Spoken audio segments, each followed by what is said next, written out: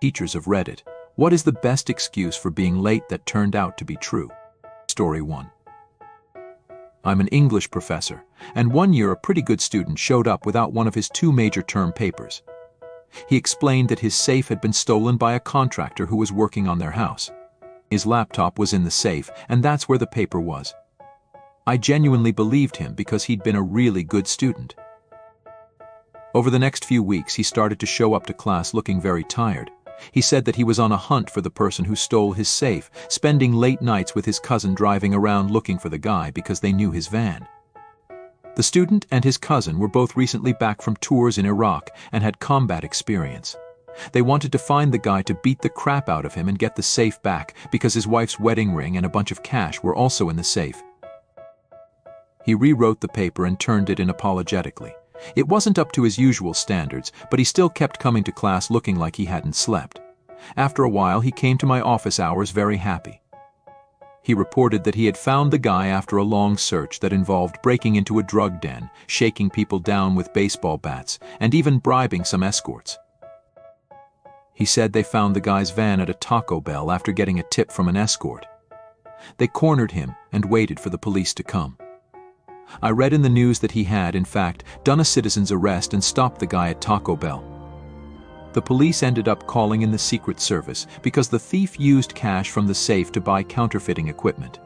The Secret Service investigates counterfeiting, so the whole investigation happened because this guy, who I dubbed the White Shaft, tracked the scumbag down through the bad side of town late at night to get a wedding ring, some cash, and his research paper back. It all turned out to be true. He got the ring and the laptop back. I gladly accepted his original paper, and it got a much higher grade than the rewrite. Talk about stealing from the wrong people. 99% of the population would have been like, "Ah, that sucks," not these guys. Wrong house, buddy. Story 2. Not a teacher, but when I was 22, I attended college night classes after my day job. It was a tight squeeze between work and my first class, but the teacher was laid back and rarely started on time, so that was good. One evening, on my way to class, a sports car sped past me on the interstate. Not a minute later, I saw a cloud of smoke and vehicles sliding everywhere. The sports car had collided with 2 tractor trailers and was stuck under one, the roof gone, and the driver's head hanging out. I grabbed some gloves and a towel from my car and ran to help. His scalp was mostly torn off, so I used the towel to hold it in place until the paramedics arrived while he screamed. When I got to class, holding my books, the teacher asked why I was so late, as I was about half an hour later than usual. I said traffic was bad, and he joked about how traffic was hellish that night. As I took my seat and put my books down, everyone went silent. Unbeknownst to me, my shirt was covered in blood. Needless to say, I was excused to clean up and change. How do you not notice your shirt covered in blood? I get that in the moment there's a lot going on and adrenaline's high, but you'd think to check yourself before stepping out of the car. Maybe I just didn't think about it. Fair enough. Story 3. I teach a college freshman paper writing class. Over the semester, we have 2 workshop sessions where students bring in their drafts and critique each other's work. Each session counts for 5% of the grade, and missing one unexcused means forfeiting that 5%. An excused absence makes the other session worth 10%. During the first workshop session, a student who I didn't expect to be absent still hadn't shown up 60 minutes into the class. Class is 90 minutes long. Normally, I wouldn't let someone come in that late, especially to a workshop session. However, he had the best excuse. He handed me a letter from a doctor at the P department. It turns out he had judo for P that morning and paired up with a more experienced partner who flipped him upside down. He landed on his head. The note mentioned he had temporary memory loss and a possible concussion and recommended he go home. I asked him why he didn't go home, and he said he didn't want to deal with the complications of missing the workshop. I should note that my class was on the 5th floor of a building with no elevator and high ceilings, so he had already gone up 4 flights of stairs. I didn't want to waste his efforts, so I let him stay. He mentioned he couldn't remember where he put his pen, which he needed to write comments on classmates' drafts, so I asked one of his classmates to lend him one. Afterwards, I went to our faculty room and told them about it. They all called BS until I showed them the note, which completely changed their tune. Then they started accusing me of creating a pressuring classroom environment, half jokingly, I think. Story 4. I was one of about 20 kids who were late for school. We showed up at the school office as a group, and when questioned why we were late, we said, "The school bus blew up," they questioned. "So the engine blew up?" The kids said, "No, the whole bus. In flames, it blew up." There was much discussion among the teachers, all of them thinking we embellished the story. Next thing you know, one of the admin staff had the news website open with a very obvious image of an entire bus on fire with a bunch of kids in our school uniform standing in front of it. Our late slip for our class said, "School bus blew up." Well, that's horrifying. I can imagine the parents were a little suspect about letting their kids on the bus after that. Story 5. After 9/11s, my small town high school received bomb threats every week for 2 months. They decided to make us attend school on a Saturday. Myself and about 5 others showed up for our classes, and every teacher said something like, "I can't wait for the excuses on Monday." Most of the excuses were along the lines of family plans or whatnot. However, one kid was made to read his dad's note aloud to the class because our first period teacher thought it was hilarious. In the most down south accent you can imagine. It went something like this: "Masan ain't too smart, but he knows you ain't supposed to be punished for someone else being an idiot. Bought him a 6-pack, so he was drunk. Why, all can screw off." I wish we had smartphones to record back then so I could share it. Story 6. Not school, but I got robbed at gunpoint and had my car stolen the previous night. I was talking to cops and detectives until the early hours of the morning.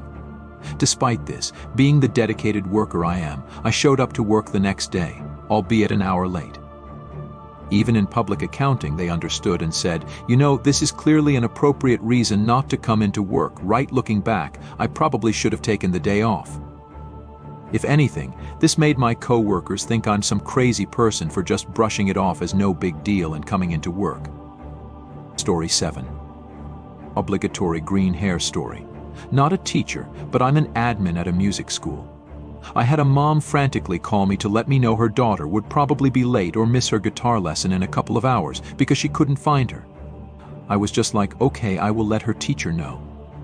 About an hour later, the same mom called again. She found her daughter, but apparently the girl had gone to a friend's house and decided to dye her hair green. They lived pretty close by, so I let them know they could still come in for the lesson. The mom said she would call me back and let me know in a minute or two, but she never called back. Her daughter showed up for her lesson about 5 minutes late with this bright green hair. I have to admit, it looked rad as hell, but it was a confusing build-up to witness. Story 8. Obligatory, not a teacher, but a student. I was constantly late to a class my senior year of high school. I had depression and was on a 504 plan, which allowed me extra time in the hallways to recover from the mental stress of being in class. It was super helpful, and yes, a pretty unique 504 plan. One time I was running late and witnessed a car hit a pedestrian crossing the road, severely injuring him, and the car drove away. My brother, who was in a car, recognized it and identified it to me as our neighbor, who was also in first period.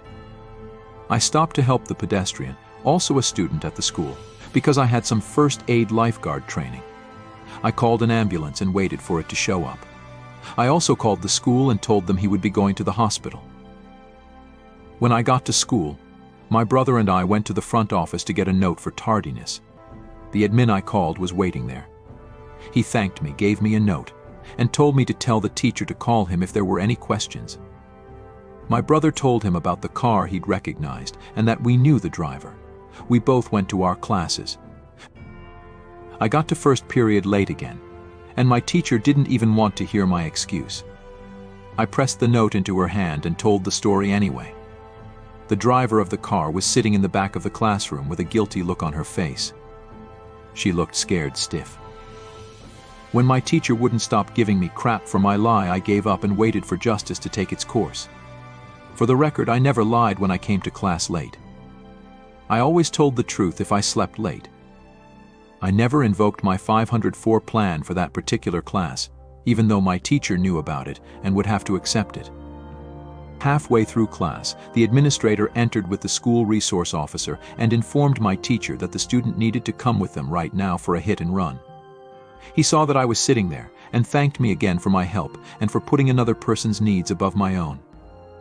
Man, it was nice to help that kid, but it was really satisfying to see my teacher's face go from disgusted at me to shocked and disgusted when she realized my story was true. Isn't it wild that the teacher wouldn't believe me? It's a story that can be easily checked for validity. Why would you think someone is lying about something so serious? It's weird how some teachers can be so untrusting. Story 9. My auto teacher let me practice removing and adding the tires on his vehicle. The next morning it was about 20 minutes into the first period and there was no sign of him. He comes running into the classroom, out of breath and with his hair all messed up. He points at me and says, "You. What is the torque wrench used for?" I respond with, "I don't know," he says. "I know you don't know." Turns out one of his tires came off while driving down the highway. Well, he probably should have checked them if he had a student fiddling around with them, so that's partly on him. On the other hand, I screwed up, but I bet I know what a torque wrench is for now. Story 10. Kindergarten teacher. One of my students is a very heavy sleeper. They often arrive late and miss our first class. After nap time, they remain asleep no matter what we do music, tilting the bed slightly, asking them questions, even gently standing them up. Nothing works. Most children can't help but grin or something when they don't want to wake up, but we get no response from this one until they naturally wake up. Nothing medical, just sleep like a rock. Story 11. I had a college algebra teacher who showed up late or not at all almost every class. The other students thought it was hilarious because if there's no teacher for 15 minutes, you can leave, so we had no class for a huge chunk of the semester. It really aggravated me. This was pre-YouTube, and I was not understanding the math at all. The girl trying to tutor me didn't speak English well, and my grade for the first time ever in my life was suffering, and I was paying for the class. One day, the teacher showed up about 20 minutes late, and I was one of the people who didn't leave early. He walked in, angrily slammed his briefcase on the desk and said, "I apologize for this semester. I have cancer. I'm dying," and then left. I don't know what happened to him, to be honest. Story 12. Not a teacher, but my senior year of high school. They were doing construction on the building, so part of it was completely closed. To make up for the lack of space, there was a vocational school nearby that let us use their extra rooms. To get to the other school, you could take a bus, or if your last class of the day was at the vocational school, you could drive over there. I was driving a friend and myself to our English class. Traffic was pretty stop and go at this time, as there were a lot of buses and students all going to the same place. The kid behind me wasn't paying attention during one of the stop moments and rear-ended me.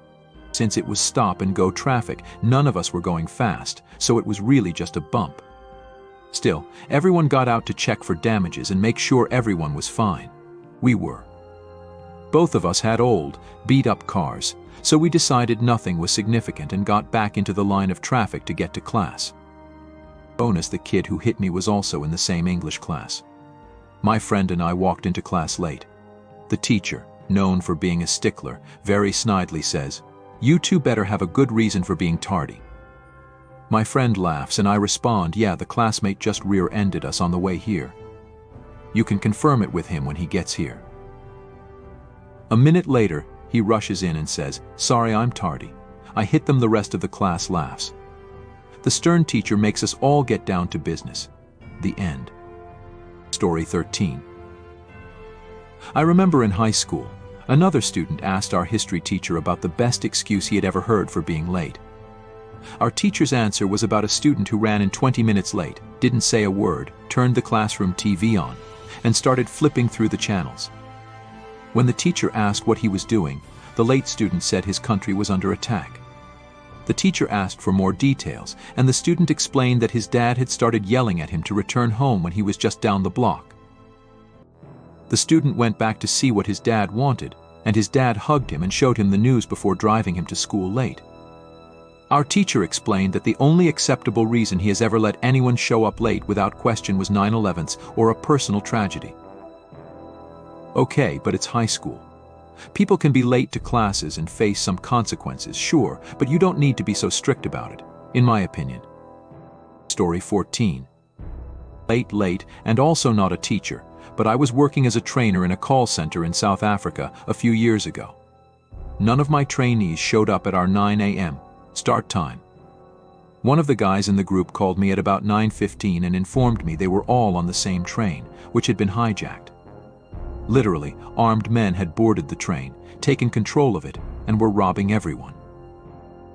This guy was so apologetic, telling me they were getting there as soon as they could and sorry for delaying my training, etc. They were still only 15 minutes late. During all my time over there, that was the most South African thing I had ever seen. Story 15. Not a teacher, but a true story that I don't think was believed. I was walking to university after parking my car about 1 kilometer away from campus on one of the windiest days I've experienced. I'm walking across an overpass, and one of my headphone earbuds falls out. As I reach up to grab the earbud and place it back into my ear, a heavy gust of wind makes me essentially slap myself, knocking my glasses off. They fly over the barrier onto the road. I stagger for a moment, trying to find them. Then I notice they're on the road about half a second before a semi drives over them with a handful of wheels on one side. I stand there stunned. Do I just go sit in class? Do I walk back to my apartment, maybe 4 km away? Do I drive home blind? As I ponder for far too long, I remember attendance is mandatory for marks. So I walk in 10 minutes late, don't unpack anything, and just sit there. This leads to a discussion with my professor after class that went splendidly. Just want to say, any academic uni class that requires you to attend to get marks is weird, right? I don't think any of my classes had that. No academics, at least, I mean. Story 16. For emotional breakdown, not a teacher, but my science teacher was hounding me to retake a test after school once. Before she gave me the paper, I stepped out for a phone call. Turns out my parents were getting divorced, and my dad had been arrested because my mother falsely accused him of assault when he filed at the courthouse before her. He had residence at the house and custody. My teacher found me and thought it was an emotional breakdown because of the test. I managed to blubber out everything so she vaguely understood while she tried to calm me down. I was scared because my mom was a psychopath, and I was afraid she would literally unalive me for telling my dad to divorce her crazy butt. Long story short, it worked out. My dad was released, and I never have to see her again. Story 17. This was my excuse from high school. I missed first period because my then boyfriend was camping outside overnight in front of the NYC Macy's for a chance to buy one of the first 200 Lady Gaga perfumes. Those first 200 came with a ticket to her Macy's launch event, which included a meet and greet. My parents had said I couldn't sleep overnight outside Macy's, so I didn't go. But the next morning, I got a call from my boyfriend saying they didn't sell out of all 200, and if I wanted one, I had to get there ASAP. This call came in around 7:30. So, I raced to catch a bus to the city from New Jersey, sprinted from Port Authority to Macy's, bought the perfume, got the pass, sprinted back, caught the bus back, and ran to class. My English teacher asked me why I missed first period, and I just said, "Sorry, I was picking up tickets to Lady Gaga's perfume launch event, missing one class in high school for a Lady Gaga launch and meet and greet." I think I made the right choice here. It's just one class. Story 18. When I was in college, my psych professor told us the only excuse for being late was a funeral procession. Any other reason and you wouldn't be allowed to come in. A few weeks into the semester, I was headed from one building to another, which involved crossing the main road. Lo and behold, there was one very long funeral procession going by. I got a short video of it as proof and then stood on the sidewalk to let it go by. Unfortunately, the procession made me late to class. I knocked on the door, and the professor came over ready to tell me off. I showed her the video. Well, I'll be damned. Come on in. Story 19. This happened to me as a student. A very quiet, unassuming kid in our class came into German class with about 5 minutes left. We went to a Catholic school where the teachers were strict and intimidating, and classes were usually silent, especially in junior school. When this boy came into class at the end of the lesson that day, the door flew open with such force that the teacher gasped. It had been raining heavily outside, his hair was plastered to his forehead, his blazer was dripping and soaked, and he had mud caked on his trousers up to his knees. He was breathing heavily. The teacher exclaimed, "Brennan, what happened?" We all stared at him in shocked silence. This quiet, unassuming little boy let out a big sigh and just said, "I took a shortcut and went straight to his seat." That line became iconic in our school for years after.